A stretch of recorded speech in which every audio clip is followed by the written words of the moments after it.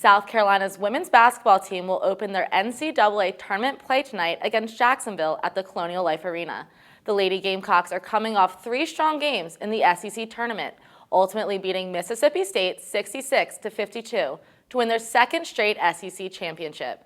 Senior guard Tiffany Mitchell touched on what the momentum from the SEC tournament will mean to the team in the coming games.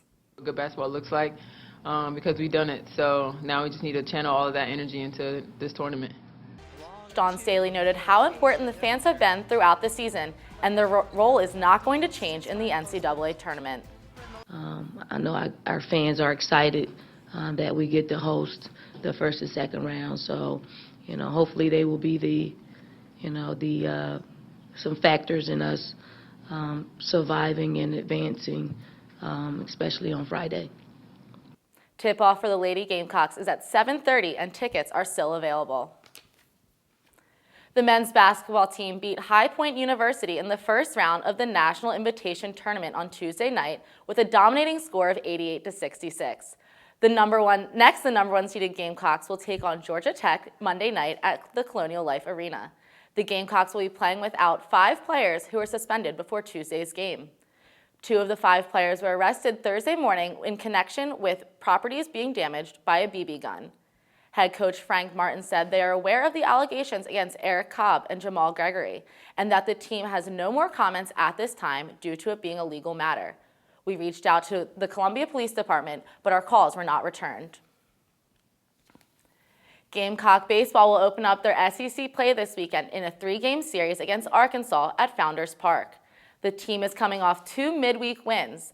The Gamecocks defeated USC Upstate 12-6 on Tuesday night, then went on to defeat Davidson 15-2 on Wednesday night. The first pitch of Friday's series opener between the number 12 Gamecocks and number 13 Razorbacks is set for 7:30 p.m. Saturday's matchup will begin at 4 p.m. and Sunday's game will start at 1:30. University of South Carolina Swimming and Diving is competing in the NCAA Swimming and Diving Championships this week. Gamecock divers Julia Vincent and Lauren Lemondola earned All-American recognition in the 1-meter diving event on Thursday. Vincent qualified for the championship finals of the 1-meter, and she finished 4th overall. Lemondola qualified for the consolation round, finishing 15th. South Carolina was one of 3 schools to have 2 divers finish as All-Americans on Thursday. The Gamecocks scored 17 points during the second day of the NCAA championship, and the team now sits in 21st place through 7 events. Gamecock football took the field for their second spring practice Thursday afternoon.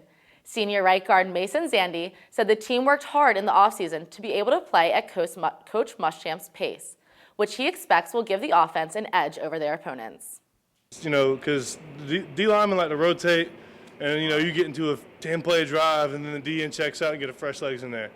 Well, with the tempo that we're running, you're not going to be able to do that. Well, I think they're knowledgeable, they've got experience, they're tough. I think to play up front, you've got to have a tough group. But we've got athleticism on the edges to handle, the drop back pass protection stuff. But I like our toughness. It is early in the season, but it will be exciting to see where the new coaching staff takes the Gamecocks in the fall. Fans will be able to get a preview of what Gamecock football has been working on at the spring game on April 9th. March Madness continues tonight with the final 16 games of the first round. 32 teams are looking to advance, and like any other tournament, there are bound to be some upsets. One noticeable upset is number 12 Yale's victory over number 5 Baylor last night. After the first 16 games, only 0.1% of brackets on ESPN.com are still perfect. That equals 14,525 brackets.